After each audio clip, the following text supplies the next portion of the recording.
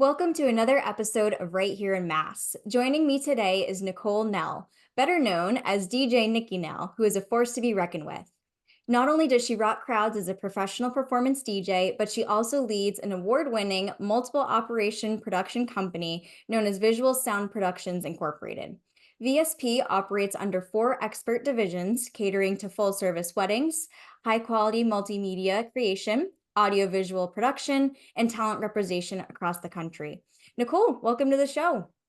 Hey, thank you so much for having me. What an intro. Thank you so much. I know you have quite the bio that I'm very excited to share in your show notes for our listeners to read through because your background is impressive. So I think it's great to hear everything that you've been up to. And I'd love if you could give an overview with our listeners more about yourself and what you do. Okay. All right. So I've had so in my previous career before everything, happened with me being a DJ and then an entrepreneur, I was a professional dancer and dance choreographer. So that's kind of what led me into the DJing and the music part of it all.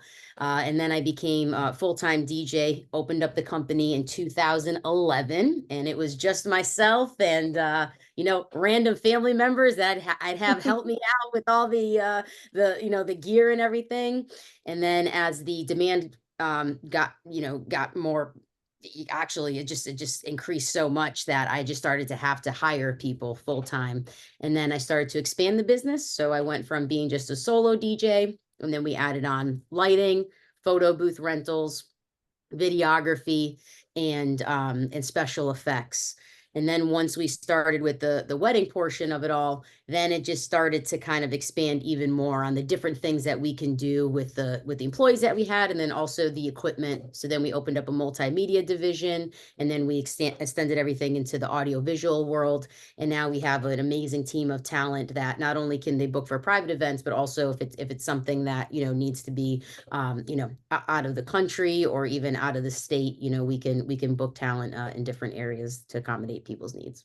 Which is amazing. So, thinking about everything that you've done, I'd like to take a step back and ask you, what was it that inspired you to pursue your career as a DJ? I know you mentioned that you were a professional dancer and choreographer, but was there a moment that kind of made you realize that this was what you wanted to pursue and open your own company with it?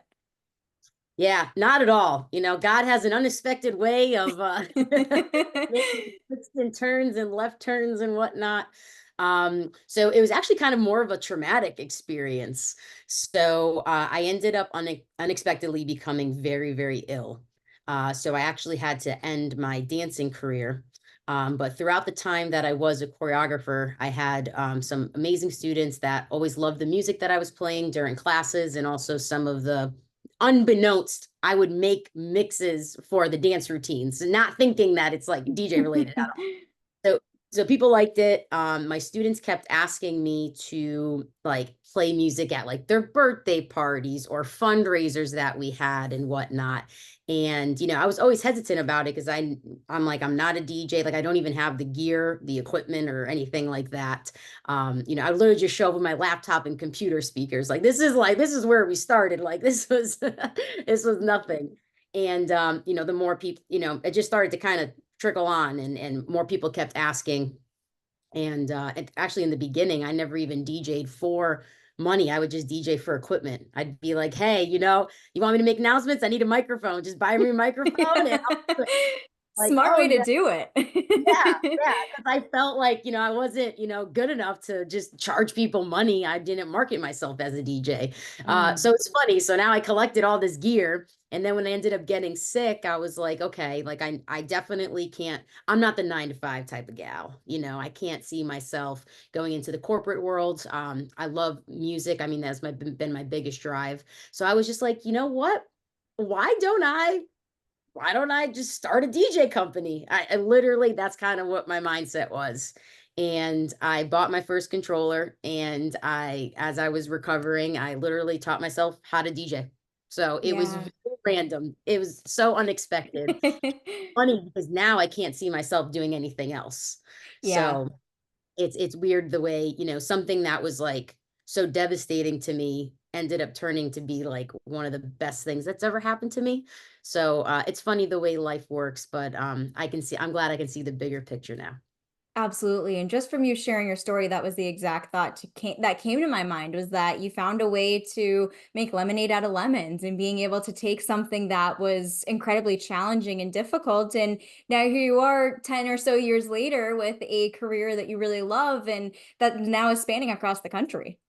Yeah, and then what's nice too is that I was able to still involve dance in some way. So Mm. in our AV department, we do audio, lighting, staging, and everything for dance recitals, and we also go on tour with dance competitions.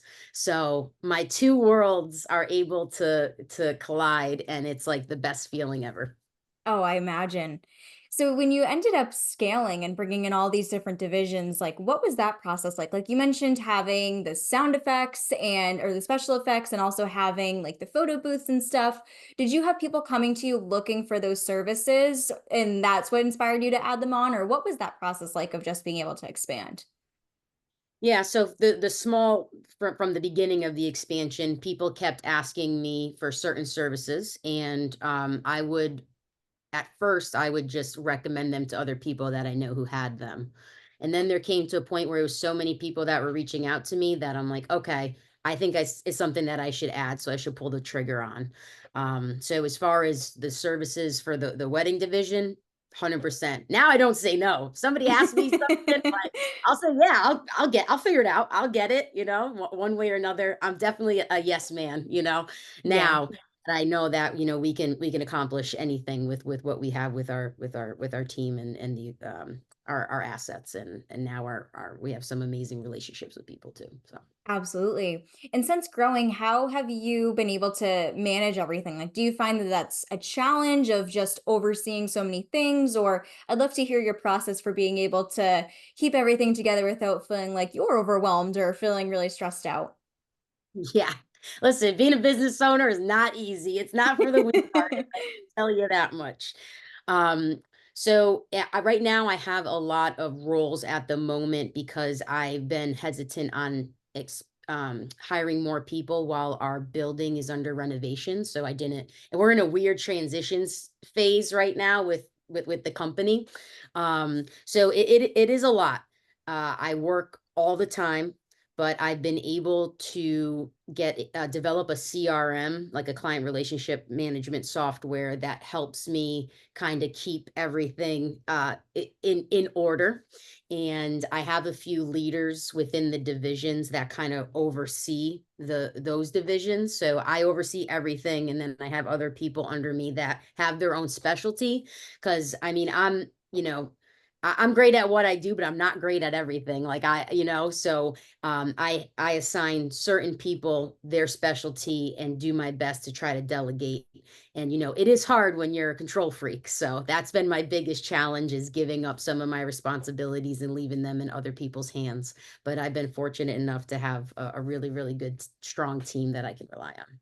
Absolutely. And that's also exciting that you have a space. I'd love to hear more about that and the exciting renovations it's going under. Yes, we are almost there. I am so excited.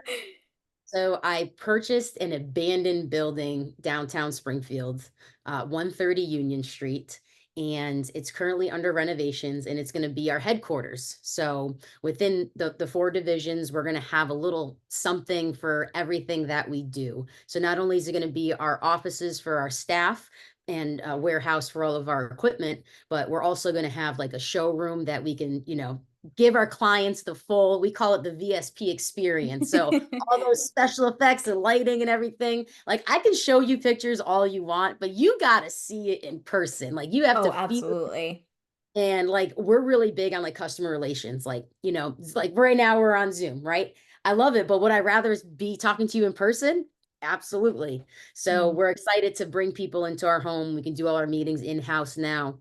And then we also have a photography, videography studio that will be open to not only for our clients, but to the public as well, for our multimedia department. And then we also have a recording studio too. So for anybody who's into music or podcasts or things like that, that's going to be readily available for everybody. So it's pretty much like a creative space, not just for us and our clients, but my goal is to have it be like a community space for everybody, for creatives. Yes, absolutely. And I love that you are doing this in Springfield as well. I've had a few different guests from Springfield on the podcast, and just hearing them share about all the revitalization that's happening in the city and all of the exciting changes that are coming. And so I'd love to hear what made you choose Springfield as your location and how you knew it was the right fit for you.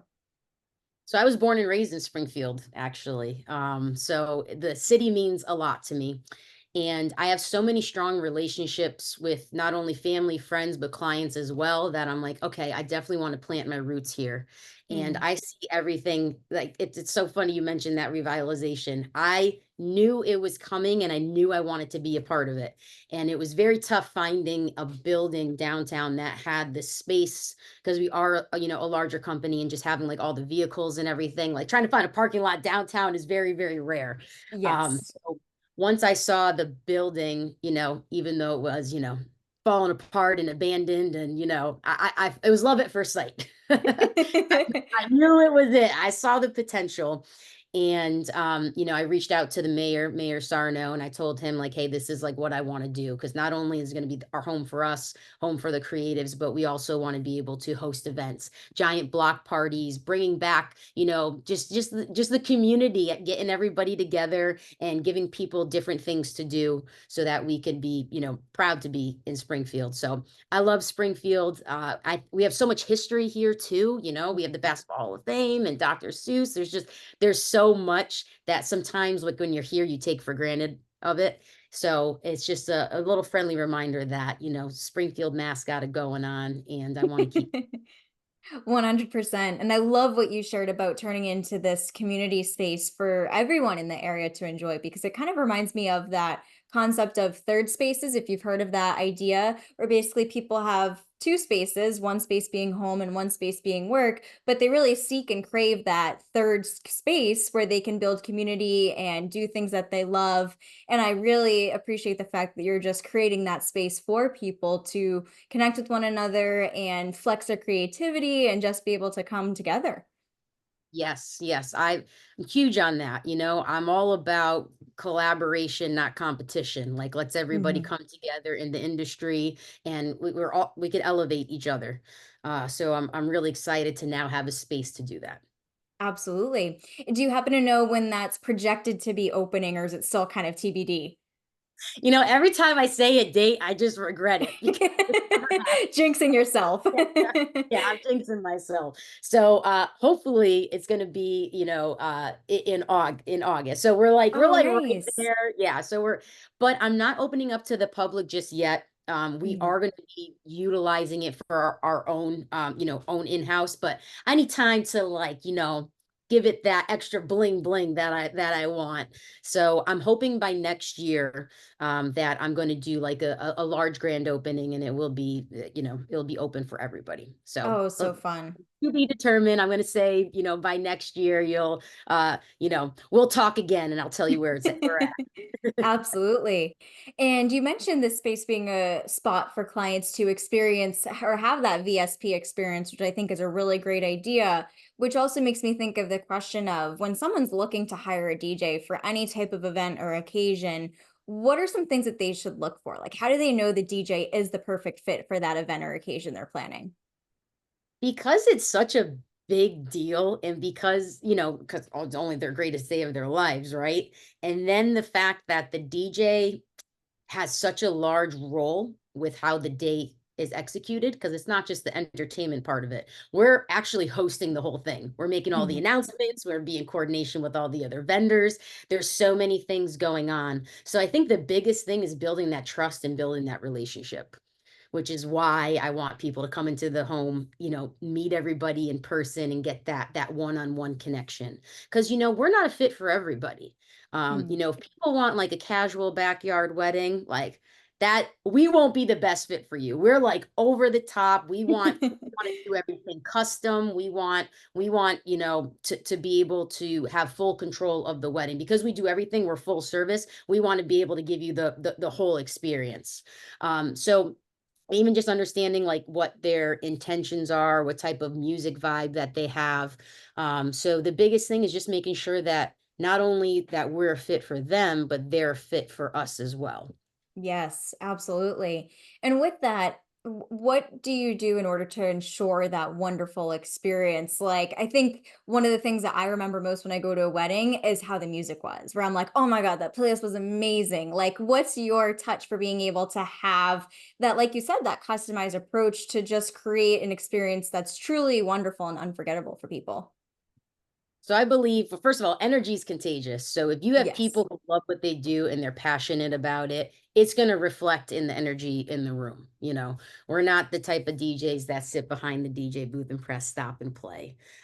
We're all professional performance DJs. We're all mixing, scratching. We're getting on the mic, hyping people up. So it's very interactive experience as far as our performance goes. But then if you have full control of the lighting and the sound, that can set the tone for any atmosphere.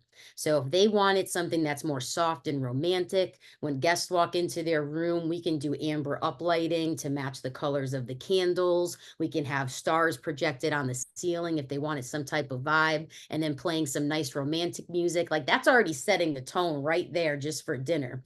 And then with the same lights, because we have, we have lighting designers, we have, people who that is their specialty. We can program certain scenes where when it's dance time and you guys are doing your first dance, we can do spotlights and turn off all the lights in a room so it almost feels like there's nobody else there. It's just like creating certain moments. And then during dance time, that's when we can really kick things up. With those same lights, we can put them on sound active mode. We can change everything to the beat of the music. And then we have the special effects. If you want something crazy for your grand entrance, we can do, cold sparks. We got CO2 guns if you want to My blow some gosh. up. Like it's just about like those unexpected elements, because I feel like weddings can be very cookie cutter and very traditional. And I feel Yes. like a lot of our clients they're younger, they want something fresh, but they still want to be respectful in a way where we make the parents happy, but then Mhm. also, the client happy too. So it's just about finding that special medium and yeah, and then just making it unforgettable with those unexpected, special effects and those little touches of detail with the lighting, and then match that with DJs who can read the crowd. That's the biggest thing. You can go Oh, in there absolutely. and think you know what they're gonna want, and the client can think they know what their guests want, but it could be totally different. So it's just about going with the flow, reading the energy, and just knowing when to play certain songs at certain times. So if you have full control of that whole energy in the room, then that's what we call the VSP experience, and you can never lose once you have them in the palm of your hand. So true. I love that. And since we've like focused a lot on weddings and all the wonderful work you do with those, I'd love to also hear more about the other three divisions that you have within VSP and what those could be used for. Yeah, so everything started with the wedding part, and then we started to develop more of the audio visual side. So we produce, concerts and large conferences. We are actually the in-house AV team at the Sheridan Hotel downtown Springfield. So we have an office there, and we have equipment on site. So that's actually where I was earlier. So we provide all the AV services for all the clients who book through the Sheridan. And then we also work with other, with other places like the Mass Mutual Center, MGM, and any other type of larger event. Um, so that's what we do with the AV, and then we also have rentals as well. So if certain clients are just looking to rent out some equipment, we can provide those services too. So those kind of went hand in hand, and that kind of really started to go forward. Like I said, combining what we did with the dance recitals, that really kind of pushed the audio visual department forward. So that's kind of what we do over there. And then the multimedia department that actually developed during COVID, because obviously we couldn't we couldn't it was illegal to do our jobs at that point. We host events, people couldn't dance. So now I'm like, okay, we have all this equipment, and I have all this staff. What can we do to stay alive during this time? Right. So we actually had like a few revelations when people started to reach out to us for some for random things. Like we started live streaming, people's funerals. It sounds horrible, but it worked out good for them. We started doing walkthrough videos for all of the realtors. So because people couldn't go into open houses, they needed Yeah. they needed a type of video to see what type of house they were going to get, and they needed the walkthrough and the pictures and everything. So we started teaming up with with funeral homes and realtors. I know it's very morbid, I know, but you know, it was a need, and people reached out. And then also we started teaming up with other businesses too, because people were having a hard time letting people know, like, hey, we're still open and we're taking these precautions to make things safe. So we Mm. started providing digital content creation for them, whether it was videos or pictures, and just letting people know, like, hey, like this is where we're at, because that was really the only time to stay relevant, because everybody was just online because we couldn't really leave the house. So that's it was very, like, I'm telling you, like, everything that's happened to me has come out of something traumatic or random, like, but you just gotta make the best of it and just make it happen. You just that's it. So Exactly. we ended up doing that, I had an intern at the time, and he ended up just being absolutely phenomenal, and I was like, hey, now that things are going to open back up, I don't have time to run this. Like, do you think you can run this? And he has been absolutely phenomenal. So he is now running that whole department, and now it's very, very sought after. We have done some amazing work with with high scale commercials and whatnot. So very grateful for that. Absolutely. And it's incredible to think about everything you've been able to do. And it sounds like a theme of your business is just really being able to be flexible and kind of roll with the punches as they come. Yep, you have to. There's a lot of people that closed their doors or just became very discouraged, and you just have to look at it in a different light. I believe in opposition. For every bad thing that happens, something good is going to come out of it. Like, Mhm. and just the law of attraction in general. So I really try to keep that mindset during, unexpected times. And I know they're going to keep happening. That's just how life is. And I've worked so hard to get the company to where it is, and I have people that rely on me now, for their careers and their livelihood. So failure is not an option. Oh, I love that reminder. In Mhm. addition to just the challenges that you've had of unexpected circumstances popping up, what would you say are other challenges that you faced throughout the time of building your business? Staffing. Yeah, that seems like a very common problem for a lot of people. Yes. I'm grateful enough to have my pillars, like the strongholds of the company, but it's just finding more people that we can duplicate those qualities and expand on. So it's been very, very, very, very difficult. But I am looking forward to having a new space, and I'm hoping that it's going to inspire people to want to work and to see what VSP is and what we're going to be. Like, we've already been so successful, but I have so many more ambitions for the company, and I want people to grow with us. I just don't want people to just, hey, this is a good side hustle. Like, I want to build careers with my employees, and I want people who are gonna, help bring us to that next level. So there is going to be a very big hiring spree. So if anybody's listening and this aligns with your passion, hit me up, Visual Sound Productions. Yes, I love that. And especially because from everything that you've shared, I mean, with the 4 divisions too, I mean, there's so many opportunities, so many ways that people can find an interest within VSP that they feel really passionate about. And like you said, build that career from there. Absolutely. And what's nice is that we don't ever do the same thing twice. So Mm. it literally is always changing. We're never in the same venues, and we're always working with different people. So it's something that it's very dynamic. And even after, the thousands of events that I've done, I feel like I learn something every time I go to work, because whether you're dealing with a new client or, just a new service that they need. So I do like that it's never the same, which is nice. Absolutely. And for anyone who's looking to get into the industry, like you, how you had transitioned from being a professional dancer and choreographer to becoming a DJ, what advice would you give to someone who's just looking to get started? Yeah, so I wish I had more resources when I was starting, because I definitely could have escalated everything quicker. I think the biggest thing that I wish I had was a mentor. So just connecting with other people in the industry. Start asking for like internships, or if you're looking for like a full-time job, I would educate yourself and get yourself a little bit of experience underneath the belt and attend different conferences. There's a lot of different DJ conferences that will have a lot of important information that could really be some good insight.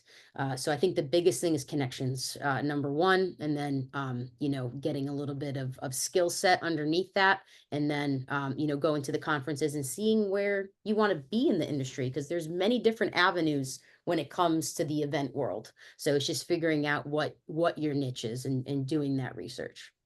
Love that advice. And you brought up a great point about there being so many different avenues that people can consider. Do you think that there's one favorite part that you have about what you do, or is it challenging to just pick one thing that you love the most? It is tough. It is tough. I think my favorite thing is music. So I'm a DJ. So not only do I own the company, but like you said, I'm known as DJ Nicki Nell. There's just nothing like the energy and the interaction that you get from performing live with people. So I think between that and doing the AV for the dance competitions, I mean, they're very, very close. But if I had to choose, it's definitely the DJing aspect of it, the performance part of it. I'm, natural performer, it's in my blood. Exactly, which makes total sense too, because I can imagine being a DJ and doing it for a wedding when you see the guests like singing and dancing and laughing and having fun. I imagine it makes you feel really good, and it's really gratifying to visually see the results of the work that you're doing in that sense. Oh, absolutely. And it was a very easy transition in a sense where, like, if you understand like how music is structured and understand, the certain BPMs and the tones and everything that I had from like the dance background, it was very easy for me to transition into a DJ as far as that goes. As far as that skill set, you just have to understand the equipment. And then even being like on the microphone, a lot of the competitions we would have to do interviews and whatnot. So I was used to being on stage in front of people, whether it was dancing or talking, because it's the same thing, when you're introducing somebody for a wedding, like you can't screw up. So you got to make sure that you have it down. So the more I look back at it, they're very parallel in that sense. Amazing. And in addition to the building that is currently undergoing renovations, is there anything else exciting that you have planned in the coming year or so for VSP? So the biggest thing for VSP right now is getting the headquarters and then starting to do some of hosting our own events. Like I said, I want to start doing more community events, doing like an annual block party, like shutting down Main Street, bringing in some big artists.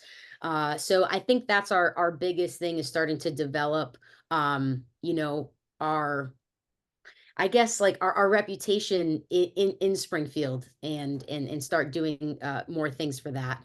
So definitely for that. And then as far as myself, I'm starting to go into more of the education side of things. So I'm going to start speaking at some of these conferences that I'm recommending people to go to. So I'm looking forward to being on the education side of things, not only helping out people who are just starting, but also helping the business owners take their single operation companies into the multi-op operation companies and give them some insight as to what I did, what worked for me, what didn't work, and just elevating the industry as a whole. I feel like right now we're at the position, where I am personally and then also business wise, to start elevating everybody around us. Absolutely. And I love that you mentioned the whole educational piece, because that was one thought that came to mind to me for you, is that when you mentioned wishing that you had a mentor, I had that thought. I was like, Nicole would be such a good mentor for people just getting into the field. And so I think that's a great way to give back and just support people. Cause like, as you mentioned earlier, all about community over competition. Yep, absolutely. And I'm hoping that, my goal too is to start connecting with other like whether it's colleges or high schools, and start doing internships to get people on site and get that, that experience that a lot of people are looking for. So I'm still in the process of making certain solidified connections, but that will be something that I think would be great for the community. So fun. And with the education piece as well, in addition to attending the conferences that you go to and soon to be speaking at them, like what are some other ways that you stay on top of changing trends or the latest things that are up and coming in the industry, especially with technology as new technology is released. Yes. Oh my God. It's like every other day. You buy something brand new and it's already outdated the next week. Very hard to upkeep with it. I believe that like YouTube University is a thing. Like YouTube Yes. is like that is like the best resource that I've had as far as like, okay, if new equipment comes out, people have different overviews and whatnot. And then once you start to find certain channels that align with what you're looking for, some of them are geared just towards DJ, some of them are geared just towards audio visual. I think just following and educating yourself through those videos, because it's great because you have the visuals and then you also have, you know, the audio as well, because everybody learns differently. Mhm. But I think just you know, being on YouTube, that is huge. And then also, you know, following other people that maybe you inspired to be like on social media and see what they're doing. Everything is now at our fingertips. Like, you know, like Yes. when I was learning how to DJ, I was reading the manual. Like I was literally we didn't have that yet. Like it was just about to, but we weren't there yet. You know, where technology was at the moment. So yes, there's so many resources out there, and it's just up to you to put the time aside and put the Mhm. effort into doing what you want to do, because it's not going to be handed to you at all.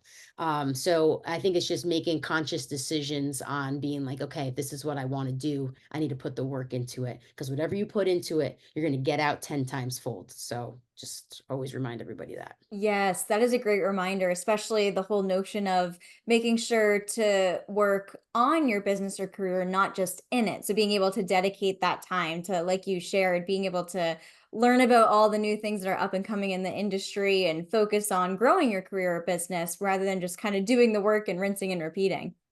Yeah, yeah. It, you know, it's very easy to stay stagnant. And, you Mhm. know, I believe our time on earth is so short that like let's grow as much as we can and reach our full potential.